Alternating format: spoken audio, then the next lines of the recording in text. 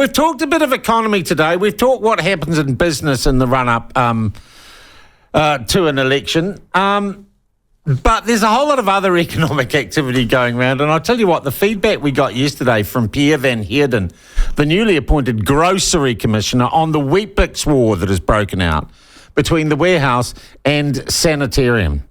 And it seems to me not just the nature of the product involved, but also that encapsulates for many New Zealanders and like $2.50, $2 price difference from what you get your weetbix at the warehouse compared with, say, New World.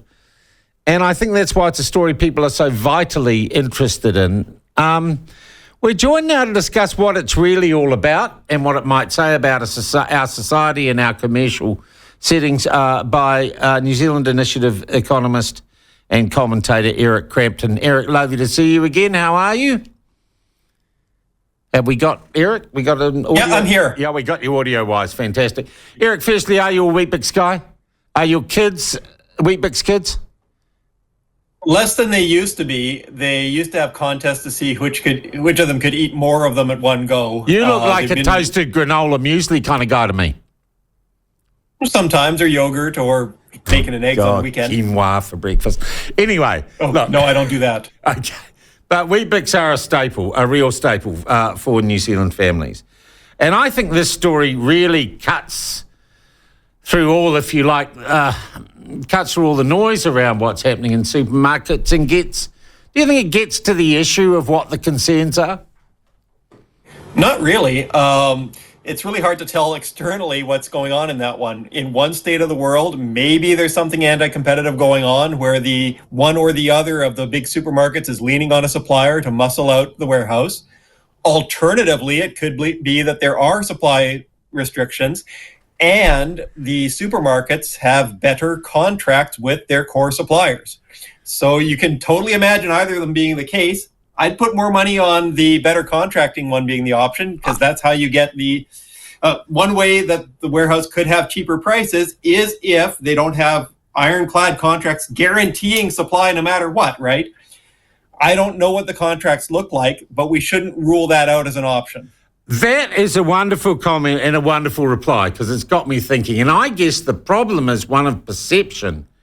And I would put my hand up and say that my initial suspicion, because of the nature or ode around the supermarket duopoly, I think people by and large, to be honest, Eric, presume the worst of these two supermarket chains and presume that they and Sanitarium have done the dirty on the warehouse. But I think you've given us a counterfactual this morning that could explain it. Yeah, so that's something that the grocery commissioner could presumably look at. And I don't know how, if it turns out to be a contracting issue, I don't know how much of that winds up being commercially sensitive, because you wouldn't want either of the two main chains to know each other's terms of their contracts. But the grocery commissioner should be able to make a call saying, well, this is just a contracting issue. The main supermarkets are paying more for supply to make sure that they don't get disrupted. All right. And look, it's always good talking to an expert, because you're changing my perceptions here. Is there in general a rule in business that says you have to treat all the people you might provide with your good or service the same? Because I think the person in the street thinks, you've got to treat everyone equally. But what you're kind of saying is if you cut a deal, the deal might say you don't have to, or specify that someone gets a better deal than someone else.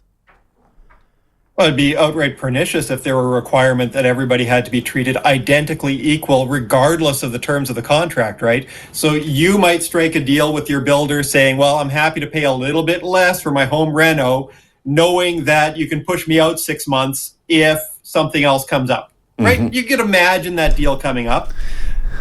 Yeah. Legislating to prevent those kinds of arrangements would be a mistake, because different outfits will have different bundles of quality and reliability and price that they're trying to market to their retail customers, and that will mean different contractual terms.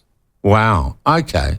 So we might come to the end, and I'll tell you what I think most people are wanting secretly in their hearts or expecting. Most media are expecting we're going to find some evil collusion between those terrible Christian sanitarium tax dodgers. And no, I'm telling you about popular perception of the story and the evil supermarket duopoly that was designed basically, and if you're a leftist in particular, to increase poverty and having poor people whose parents shop at the warehouse to make them starve. That is the narrative. That's the kind of dream narrative that is being built around the story as it unfolds. It may be way more mundane than that, mightn't it?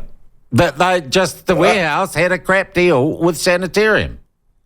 Well, that doesn't make it a crap deal either, right? If you've got supply that can be interrupted or that's got fewer penalties for failure to supply or anything like that, that means you can deliver at a lower price point, given everything else, right? Yeah, and so why were they cheaper? Because they could have the same margin. Possibly. But we're speculating here. The whole thing's speculation at the moment. Perhaps they were getting their Weet-Bix wholesale cheaper because they didn't have as good a contract with sanitarium. Entirely possible, right? Yeah.